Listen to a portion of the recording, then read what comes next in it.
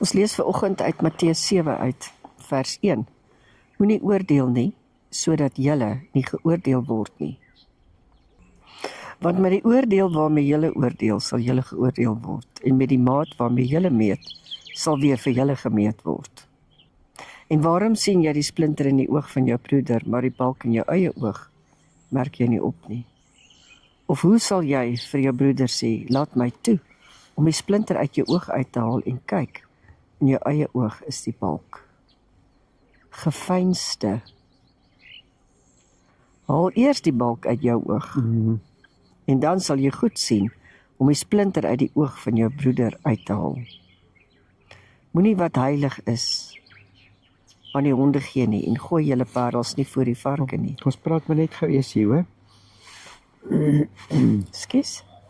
Ja.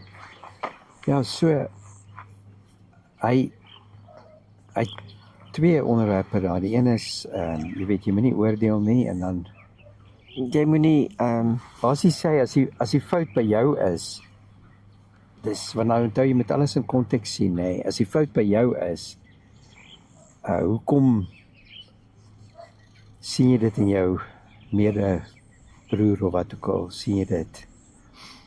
Maar dit is interessant, nee, ek dink Jesus sê vir ons, ons hoef nie die wêreld te oordeel, nee.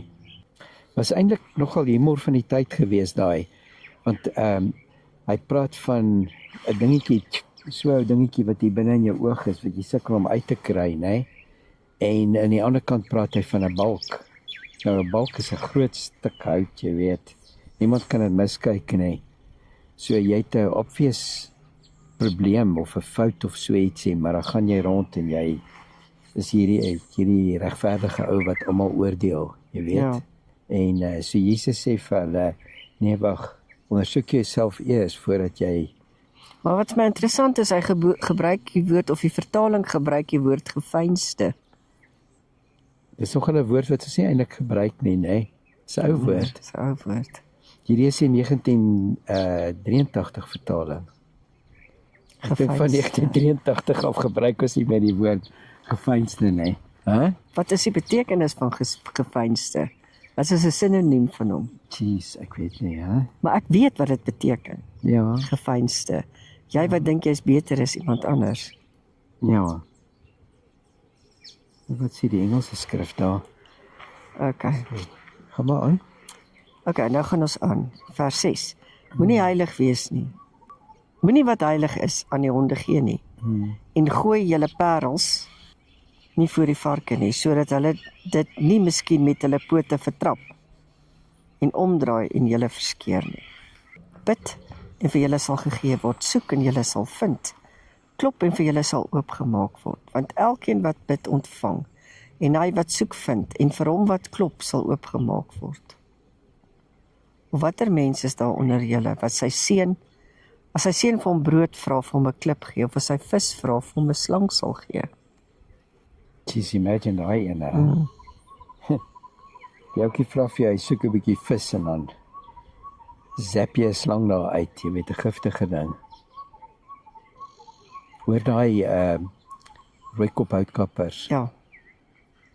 'n Klop en vir julle sal oopgemaak. Ja, ek dink die party goed wat jy vra is nie vir jou bedoel nie. Die Here weet, jy moet dit nie kry nie, dit gaan nie vir jou werk nie. Tja, So hy los dit, hy gee dit liewer nie vir jou nie, want hy weet jy gaan struikel.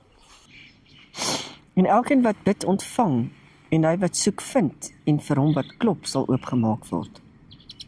So ek dink as jy goed vra wat belangrik is, gaan die Here afslaan daarop. Maar as jy gaan simpel goed vra, wat vir jou nie gaan werk nie, wat vir jou gaan laat struikel of 'n versoeking bring, gaan die Here dit nie vir jou gee nie. Dan gaan dit jouself wees wat daai deur wil oopstoot. ja. Maar ek dink as jy enigiets vra volgens God se wil, sal jy dit ontvang. Ja. Ek sê mos, as die Here dit nie vir jou wil gee nie, gaan hy vir jou gee nie. Dis nie sy wil vir jou nie. Maar hy het tog immer self gesê, jy weet, ons moet so bid, laat die koninkryk kom hier op aarde, net soos in die hemel. So enigiets wat jy vra wat in die hemel is, dis hoekom ek so baie glo in goddelike genesing en bevrydenis, want dit is die wil van die Here dat mense moet vrykom en gesond word. Ja. En as julle wat sleg is, met ander woorde ons mense wat kan Ja, sonde doen, dan weet om vir ons kinders en ons kleinkinders en ons ou mensies om ons goeie goeders te gee. Ons wil tog vir hulle die beste gee wat ons kan bekostig. Hoeveel te meer wil die Vader dit nie vir ons gee nie. ja. En as is van vra nie. Maar lees nou die volgende skrif, daar is ons die sleutel. Alles wat julle dan wil hê dat die mense aan julle moet doen, net so moet julle dit ook aan hulle doen, want dit is die wet en die profete. So do unto others as you want them to do unto you. Ja, behandel mekaar met respek. Praat met respek met mense. Wees getrou. As jy 'n vriend wil wees, of 'n vriend wil hê, moet jy 'n vriend wees, né? Natuurlik. Ja, Jy moet omgee vir die mense om jou. moet omgee, want as jy nie Want as jy omgee nie, omgee, gaan hulle vir jou omgee. as hulle vir jou omgee. Ja.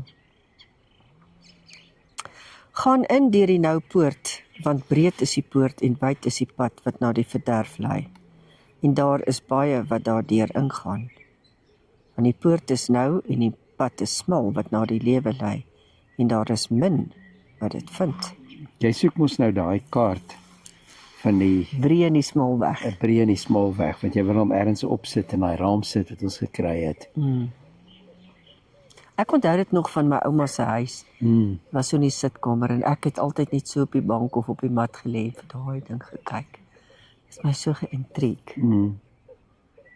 Die breë en die smal weg.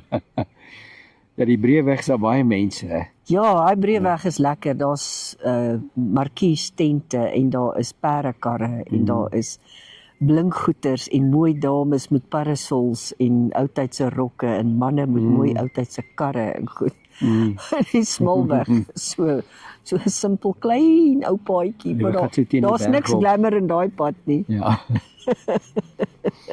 Maar ek dink Pilgrim's Progress van John Bunyan is ook geskryf na aanleiding van hierdie skrif waar die pelgrim die groot swaar las op sy skouers het en dan kom hy uiteindelik by die kruis en dan lê hy daai las neer en dan begin hy op die pad stap en dit is soort van 'n lonely road, jy weet, waar al hierdie temptasies en hierdie goeters encounter. Maar pas op vir die valse profete wat in skaapsklere na julle kom en van binne af roofsugtige wolwe is. Aan hulle vrugte sal julle hulle ken. 'n Mens pluk tog nie druiwe van dorings of vye van distels nie. So dra elke goeie boom goeie vrugte, maar 'n slegte boom dra slegte vrugte. 'n Goeie boom kan geen slegte vrugte dra nie en 'n slegte boom ook geen goeie vrugte nie. Ja. Elke boom wat nie goeie vrugte dra nie, word uitgekap in die vuur gegooi. So sal julle dan geken word aan julle vrugte. Ja. Sjoe. Weet jy hierdie skrif, nê?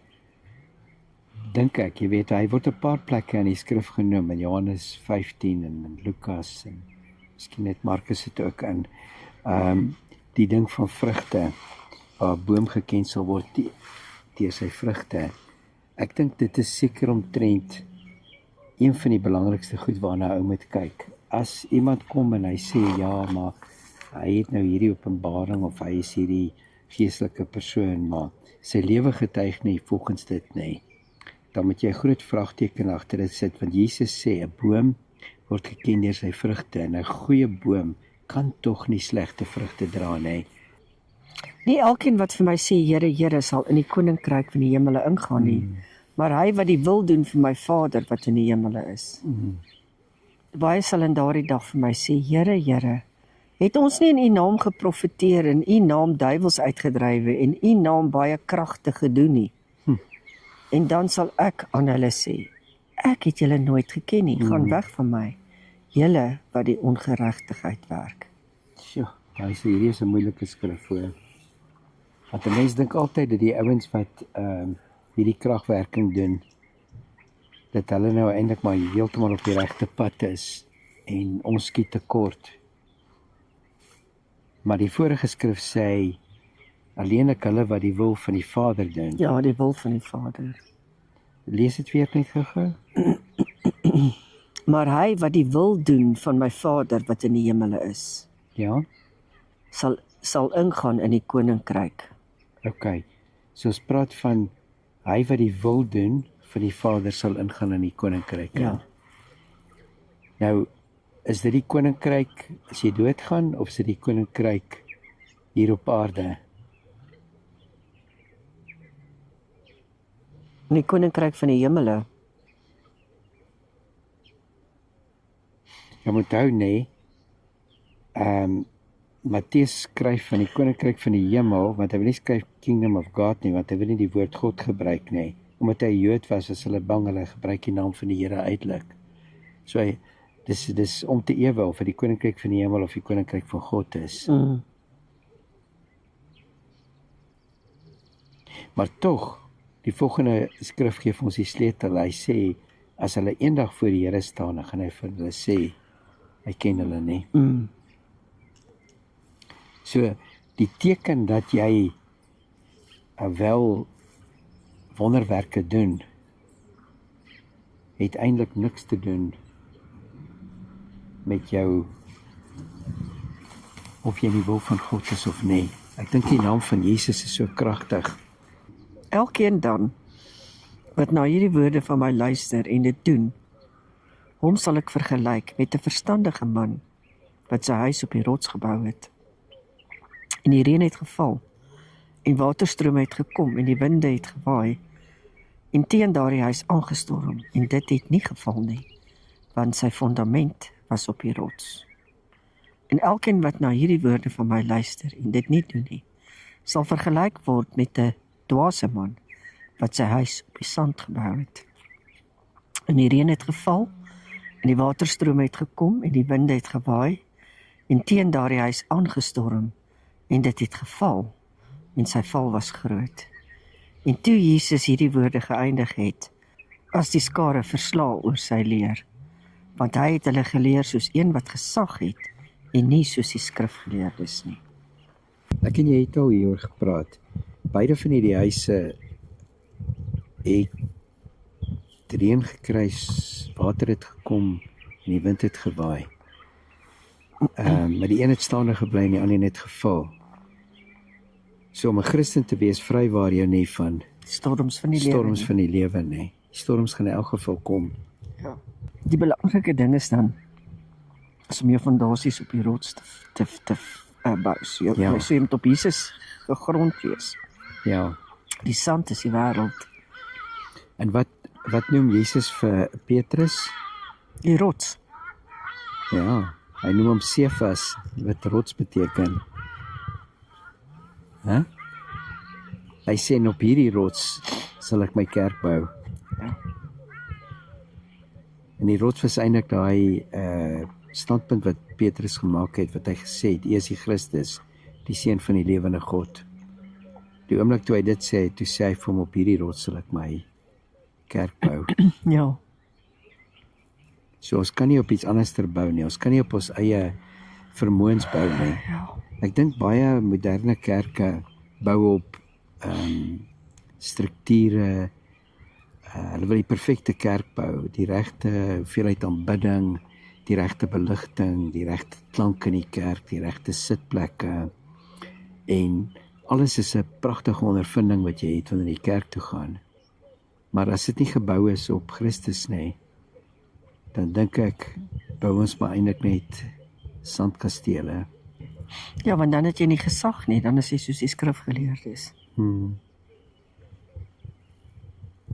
Ja, baie dankie dat julle gekyk het. Ja, En baie geluister dankie. het. Ja, was lekker. Ja, en daar kom nou exciting skrif hierna, exciting goeters hierna, wat ons lekker oor gaan praat. En ons wil hê julle moet saamgesels. Gesels gerus binne in die kommentaar onder. Ons sien uit om julle te leer ken.